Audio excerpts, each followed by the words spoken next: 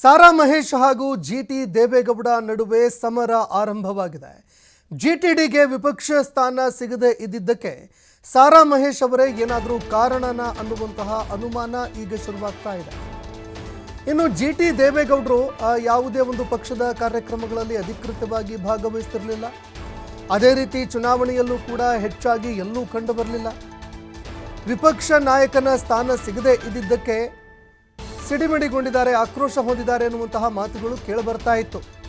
ಆದರೆ ಅದಕ್ಕೆ ಕಾರಣ ಸಾರಾ ಮಹೇಶ್ ಅವರೇ ಏನಾದರೂ ಕಾರಣನ ಅನ್ನುವಂತಹ ಪ್ರಶ್ನೆ ಎದುರಾಗ್ತಾ ಇದೆ.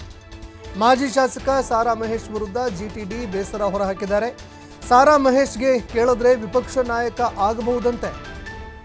ನನಗೆ ಗೊತ್ತಿರಲಿಲ್ಲ, ಇವರಿಗೆ ಕೇಳಬೇಕು ಅಂತ ಜಿಟಿಡಿ ಅವರು ಹೇಳಿದ್ದಾರೆ. ಶಾಸಕ ಜಿಟಿ ದೇವೇಗೌಡಗೆ ಮಾಜಿ ಶಾಸಕ ಸಾರಾ ಮಹೇಶ್ ತಿಳಿದಿದ್ದಾರೆ.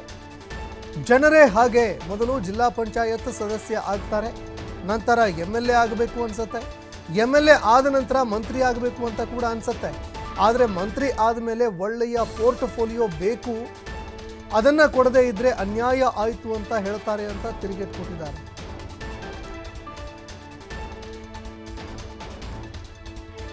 ನಾನು ಬೇಸರ ಇಲ್ಲ, ನನಗೆ ಯಾಕೆ ಬೇಸರ? ನಾನು ಹಿಂಗೆ ಇದ್ದೀನಿ. ಅದರಿಂದ ಬೇಸರ ಮಾಡ್ಕೊಂಡು ಏನಕ್ಕೆ ಬೇಸರ ಮಾಡ್ಕೋಬೇಕು?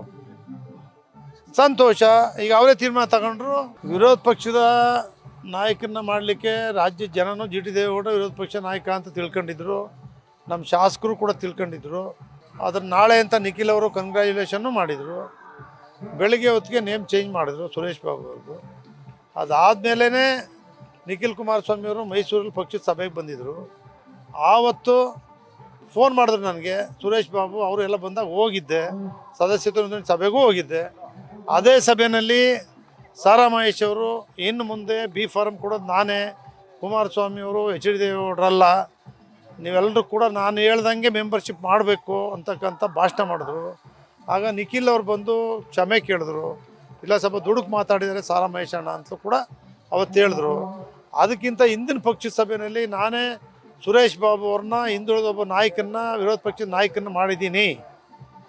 ರಾಷ್ಟ್ರೀಯ ಅಧ್ಯಕ್ಷರು, ರಾಜ್ಯಾಧ್ಯಕ್ಷರು, ಶಾಸಕರುಗಳು ಎಲ್ಲರ ಜೊತೆ ಸೇರಿ ಮಾಡಿದ್ದೀನಿ ಅಂತ ಭಾಷಣ ಮಾಡಿದರು. ಅವ್ರು ಹೇಳ್ಕೊಂಡಿದ್ದಾರೆ ಜಿಟಿ ದೇವೇಗೌಡರು ನಾನು ಕೇಳಲಿಲ್ಲ ಅಂತ. ನನಗೆ ಸೋತಿರೋರು ಕೇಳಬೇಕು ಅಂತ ನನಗೆ ಗೊತ್ತಿಲ್ಲ. ವಿರೋಧ ಪಕ್ಷದ ನಾಯಕರು ಮಾಡ್ತಕ್ಕಂಥವ್ರು MLAಗಳು, ಪಕ್ಷದ ನಾಯಕರು MLAಗಳು. ಆದರೆ ನನಗೆ ಇವ್ರು ಕೇಳಬೇಕು ಅಂತ ಗೊತ್ತಾಗಲಿಲ್ಲ. ಹಂಗಾಗಿ ನಾಯಕನು ಕೂಡ ಆಗಲಿಲ್ಲ. ಮನಸ್ಸಿಗೆ ನೋವಾಗುತ್ತೆ.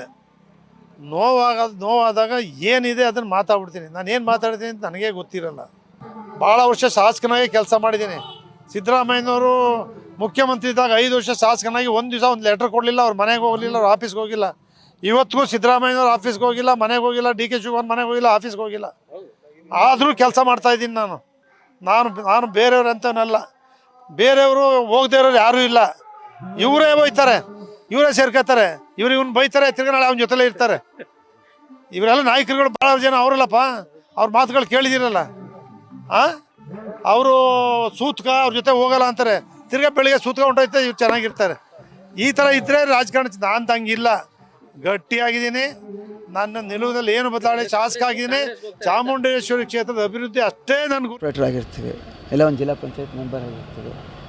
MLA ಆಗಬೇಕು ಅಂತ ಆಸೆ, MLA ಮಾಡ್ತಾರೆ. ಆಮೇಲೆ ಮಂತ್ರಿ ಆಗಬೇಕು ಅಂತ ಆಸೆ. ಮಂತ್ರಿ ಆದಮೇಲೆ ಚೆನ್ನಾಗಿರೋ ಪೋರ್ಟ್ಫೋಲಿಯೋ ಬೇಕು ಅಂತ ಆಸೆ. ಪೋರ್ಟ್ಫೋಲಿಯೋ ಕೊಡದೆ ಹೋದರೆ ಬಿರ್ಕ್ ಶುರುವಾಯ್ತದೆ. ಆಮೇಲೆ ಕುಮಾರಸ್ವಾಮಿಯಿಂದ ಅನ್ಯಾಯ ಆಯಿತು, ದೇವೇಗೌಡರಿಂದ ಅನ್ಯಾಯ ಆಯಿತು. ಅರ್ಥ ಆಯ್ತಾ? ಆದರೆ ನಾನು ಹಿಂದೆ ಏನೂ ಇಲ್ಲದೆ ಇದ್ದಾಗ ನನ್ನನ್ನು ಕರ್ಕೊಬಂದು ಈ ಸ್ಟೇಜಿಗೆ ಮಾಡೋರಲ್ಲ, ಅದನ್ನೆಲ್ಲ ಮರ್ತ್ಬಿಡ್ತೀವಿ. ವ್ಯವಸ್ಥೆ ಹಿಂಗಾಗಿದೆ. ನಾನು ಈಗೇನೋ ಆಸೆ ಇಟ್ಕೊಂಡಿದ್ದೀನಿ ಅಂದ್ಕೊಳ್ಳಿ, ಆಗದೆ ಹೋದರೆ ನಾಳೆ ಕುಮಾರಣ್ಣನ ಬೈಯೋದು. ಆಯಿತಾ? ಇದು ರಾಜಕೀಯದ ವ್ಯವಸ್ಥೆ. ಈ ಎಲ್ಲ ಕಾರಣದಿಂದ ಬೇಸತ್ತು ಸ್ವಲ್ಪ ನಾನೇ ದೂರ ಇದ್ದೀನಿ. ನನಗೆ ಏನು ಮಾಡೋಕ್ಕಾಗಲ್ಲ. ನಾವು ಬದುಕಿರೋ ತನಕ ಕುಮಾರಣ್ಣವ್ರು ನಂಬಿದ್ದೀವಿ ನಾವು.